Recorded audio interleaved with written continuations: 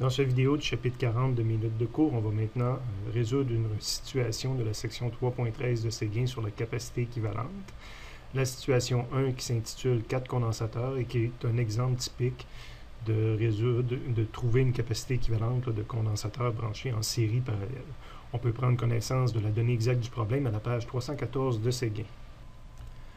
Après une première lecture, on s'aperçoit qu'on nous donne un circuit électrique à résoudre constitué de condensateurs branchés en série et en parallèle.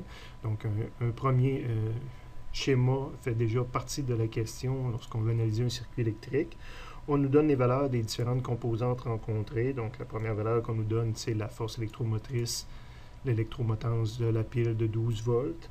Que les différents condensateurs C1 vaut 12 microfarad, C2 6 microfarad, C3 3 microfarad, C4 4 microfarad, et on finit avec les données qu'on cherche en nous disant qu'on veut la capacité équivalente, que j'ai appelée C1, 2, 3, 4 parce qu'elle remplaçait toute cette série de condensateurs-là. Ça aurait été bon aussi de l'appeler tout simplement C équivalente là, et la lettre Q en indice. Et on me demande aussi quelle est la charge du condensateur 3, donc on me demande quelle est Q3.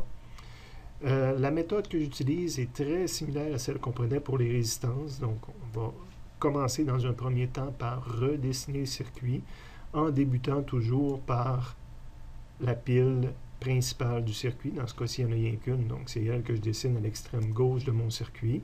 Et je vais redescendre, mais la première chose que je rencontre, c'est C1 que je traverse. Après avoir traversé C1, j'arrive au point A et je peux me séparer en deux. Donc, c'est les deux branchements qu'on voit ici. J'ai commencé probablement par dessiner la branche C2, C3. Donc, je traverse à travers C2. Je dis je traverse, hein, c'est pas en voulant dire qu'il y a un courant qui passe à cet endroit-là, parce que je vous rappelle que les condensateurs ne laissent pas passer facilement le courant, ne laissent pas passer du tout le courant. On peut avoir des effets qu'on a l'impression qu'il y a un courant qui charge les condensateurs, mais c'est le courant de charge, justement, c'est pas un courant permanent qui passe continuellement à travers les condensateurs. Puis le deuxième condensateur que je rencontre, c'est C3. Sur l'autre côté de la branche, je rencontrais le condensateur C4 et les deux branches culminaient en B. Et de B, je pouvais retourner à la pile. Toutes mes variables se trouvent avoir été identifiées, sauf C1, 2, 3, 4, mais ça va être justement mon condensateur équivalent. Donc, dernier dessin à la fin, j'ai remontré que je veux remplacer toutes ces séries de condensateurs-là par un seul.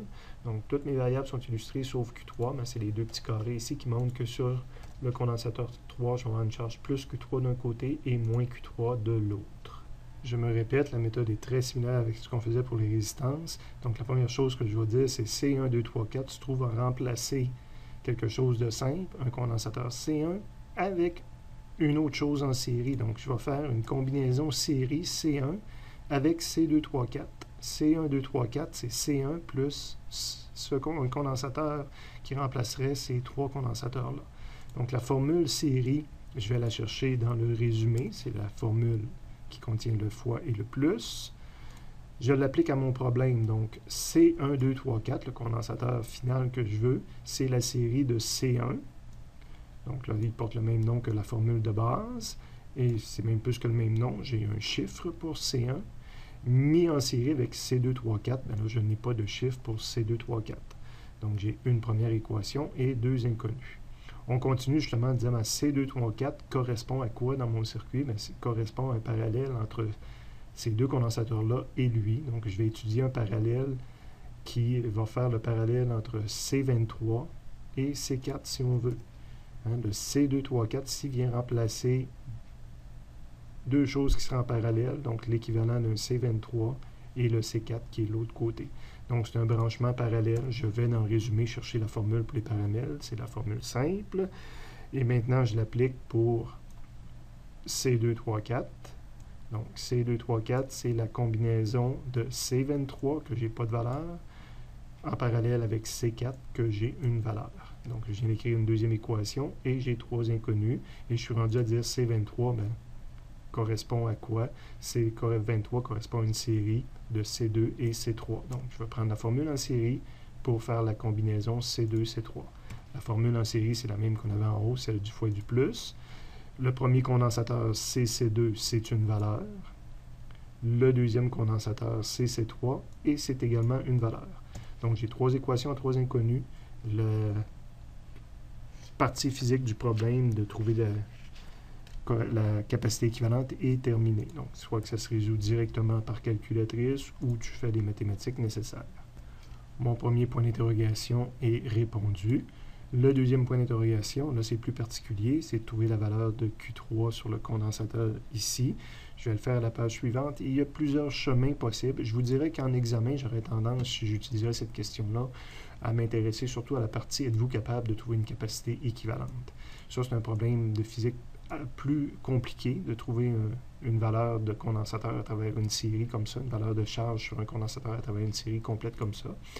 Quoique le faire, ça permet d'améliorer notre compréhension de cette partie-là de la matière. Je suis maintenant à la page suivante, donc on va résoudre notre point d'interrogation. Il faut voir en même temps, regarder en même temps à l'aide d'une feuille le circuit qu'on avait.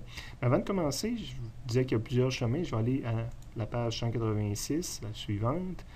La page suivante, on voit que j'ai résolu le même problème en partant autrement. Donc, j'étais parti avec la définition d'une capacité à laquelle j'applique cette formule-là de physique justement au condensateur 3, puis ça fait apparaître Q3 que je recherche. Donc, j'aurais pu le faire comme ça, mais j'ai dit qu'il y avait plusieurs chemins possibles, donc je reviens en arrière, puis je vais le faire autrement, d'une façon équivalente.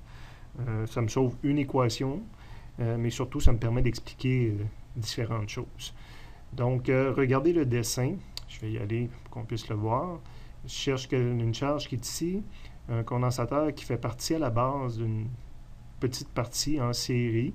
Donc, je vais étudier qu'est-ce qui arrive à des condensateurs qui sont en série. Bien, je peux affirmer déjà que la charge que je vais trouver ici, ça va être la même charge que sur Q2. Je l'ai expliqué dans le résumé.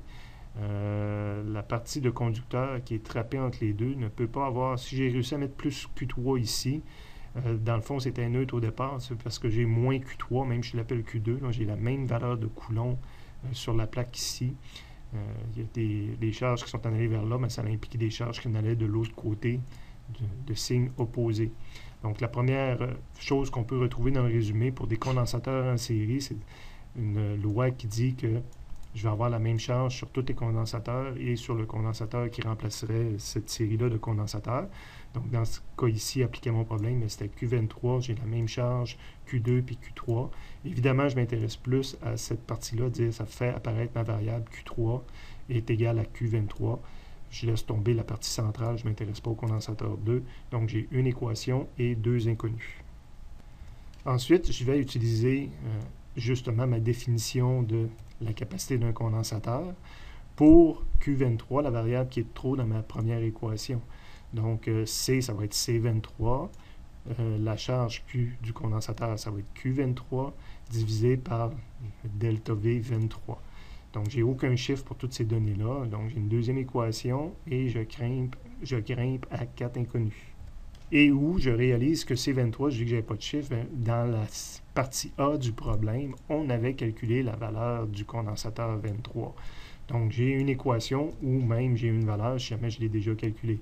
Donc, troisième équation, et je reste au même nombre d'inconnus, parce qu'ici, je suis capable d'obtenir une valeur numérique. Là, on l'a fait justement en A.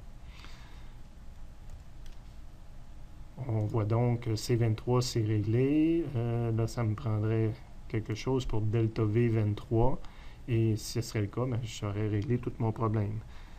Delta V23, si on s'en va voir sur le circuit, c'est mon voltage aux bornes des deux condensateurs ici. Okay? On va réaliser que c'est la même différence de potentiel qu'aux bornes de C4 de l'autre côté. Et c'est la même différence de potentiel qu'aux bornes du condensateur équivalent qui remplace ces trois condensateurs-là. Il y a une loi de physique qui dit que lorsqu'on a un branchement de condensateur en parallèle, c'est la même différence de potentiel aux bornes des condensateurs individuels ou du condensateur équivalent qui remplace ces bornes-là équivalentes. Donc là, on était en train d'étudier ce qui remplaçait, ce qui configurait les condensateurs 2, 3, 4. Donc la différence de potentiel aux bornes totales de 2, 3, 4, mais c'est la différence de potentiel qu'on a du côté 2, 3, puis du côté 4. Tout ça est égal. Fait que ça me rajoute Je voulais une équation qui avait delta V23 dedans, ça me rajoute ici. Puis là, je peux prendre d'un côté ou de l'autre, mais ça m'intéresse plus de remonter tranquillement justement vers mon condensateur équivalent.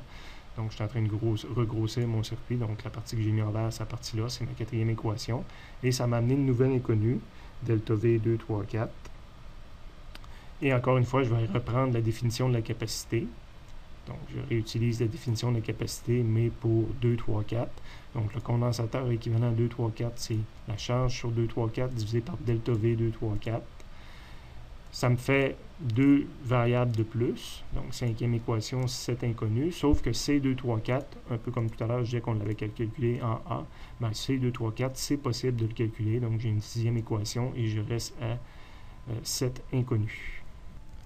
On revient légèrement en arrière pour celle-ci. On s'aperçoit, on avait rajouté celle-ci liée à ce qu'on avait avant, mais quand j'ai rajouté celle-ci, j'ai trouvé une équation pour le C2, 3, 4.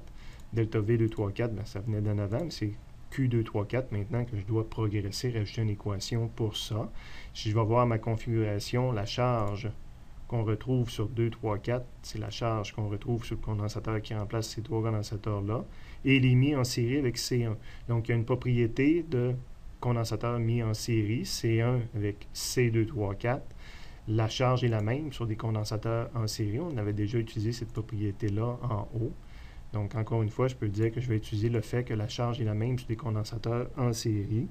Donc, la charge sur le premier condensateur, puis celui-là qui remplace 2, 3, 4, c'est la même charge. C'est la même charge que le condensateur qui remplacerait ces 4 condensateurs-là. Configuration série. Donc, j'ai fait apparaître mon Q2, 3, 4 qui me bloquait. Je rajoute deux variables de plus, mais ce que je m'intéresse, c'est, comme je vous disais, ma stratégie que moi j'avais en tête, parce que je l'ai déjà fait dans le passé. C'est sûr que quand on n'a pas d'expérience, on ne sait pas vers quoi qu'on veut tendre, mais j'essayais de me ramener sur les résistances, sur les condensateurs équivalents qu'on avait calculés en A précédemment. Donc, ma partie d'égalité qui m'intéresse, c'est l'extrémité.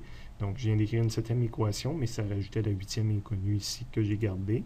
Sauf que là, encore une fois, je peux utiliser la définition d'un condensateur. Donc, c'est la définition d'un condensateur là, qui est la formule ici. Donc, je l'utilise, mais maintenant en jouant avec Q1, 2, 3, 4. Donc, ça va être le C1, 2, 3, 4 est égal à la charge 1, 2, 3, 4 divisé par le condensateur, pas le condensateur, mais le delta V aux bornes de 1, 2, 3, 4. Mais c'est justement, c'est mon 12 volts connu, c'est l'électromotrice, c'est la force électromotrice de la pile. Donc, je viens d'écrire une huitième équation, mais j'ai rajouté une neuvième inconnue qui était le C1, 2, 3, 4. Mais ça, c'est un condensateur. Et en A, on a calculé toutes les valeurs de condensateur.